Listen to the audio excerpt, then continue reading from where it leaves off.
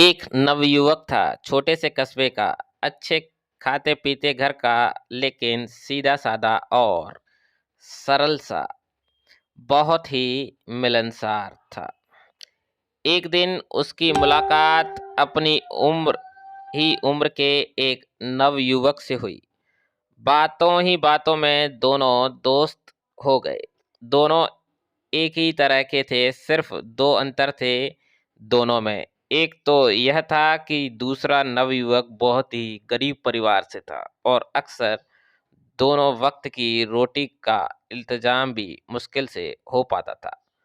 दूसरा अंतर यह है कि दूसरा जन्म से ही नेत्रहीन था। उसने कभी रोशनी देखी ही नहीं थी। वह दुनिया को अपनी तरह से टटोलता और पहचानता था। लेकिन दोस्ती धीरे धीरे गाढ़ी होती गई। अक्सर मेल मुलाकात होने लगी थी। तो दोस्तों, ये बहुत अच्छी स्टोरी है, आप इसको ज़रूर पूरा सुने और ये मोटिवेशनल स्टोरी है। अगर अच्छी लगे तो चैनल को ज़रूर सब्सक्राइब कर देना भाई लोगों। आपका सब्सक्राइब यानी हम और भी अच्छी मोटिवेशनल स्टोरी साथ में लाएंगे। तो अब आते हैं पूरी स्टोरी पर। एक दिन नवयुवक ने अपने नेत्रहीन मित्र को अपने घर खाने का न्योता दिया। दूसरे ने उसे खुशी खुशी स्वीकार किया। दोस्त पहली बार खाना खाने आ रहा था। अच्छे मेजबानी की तरह उसने कोई कसर नहीं छोड़ी थी। तरह तरह के व्यंजन और पकवान बनाए। दोनों ने मिलकर खाना खाया। नेत्रहीन दोस्त को बहुत आनंद आ रहा था। एक तो वह अपने जीवन में पहली बार इतने स्वादिष्ट भोजन का स्वाद ले रहा था।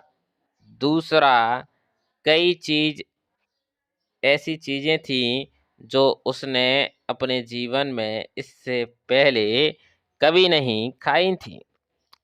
इसमें खीर भी शामिल थी।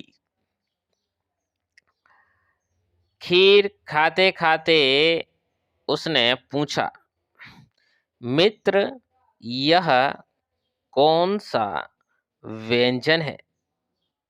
बड़ा स्वादिष्ट लगता है। तभी दूसरे मित्र ने कहा। मित्र खुश हुआ। उसने उत्साह बड़े हर्षोल्लास से बताया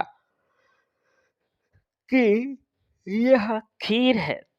सवाल हुआ, तो यह खीर कैसा दिखता है? बिल्कुल दूध की तरह सफेद। जिसने कभी रोशनी ना देखी हो वह सफेद क्या जाने और काला क्या जाने। सो उसने पूछा, सफेद वह कैसा होता है? मित्र दुविधा में फंस गया। कैसे समझाया जाए कि सफेद कैसा होता है? इस तरह तरह से समझाने का प्रयास किया, लेकिन बात नहीं बनी। आखिर उसने कहा, मित्र, सफेद बिल्कुल वैसा ही होता है जैसा कि बगुला।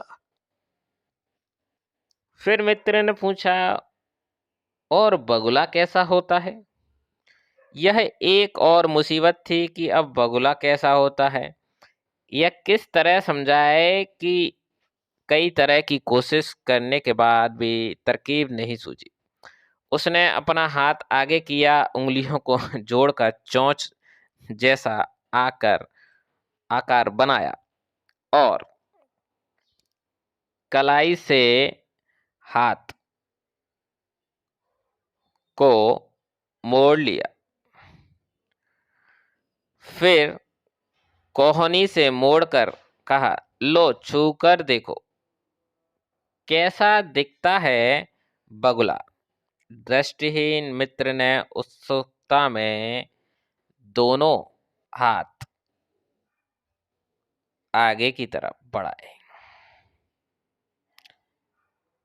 फिर उसने देखा कि अपने मित्र का हाथ छू छू कर देखने लगा। हालांकि वह इस समय समझने की कोशिश कर रहा था कि बगुला कैसा होता है, लेकिन मन में उत्सुकता यह थी कि खीर कैसी होती है।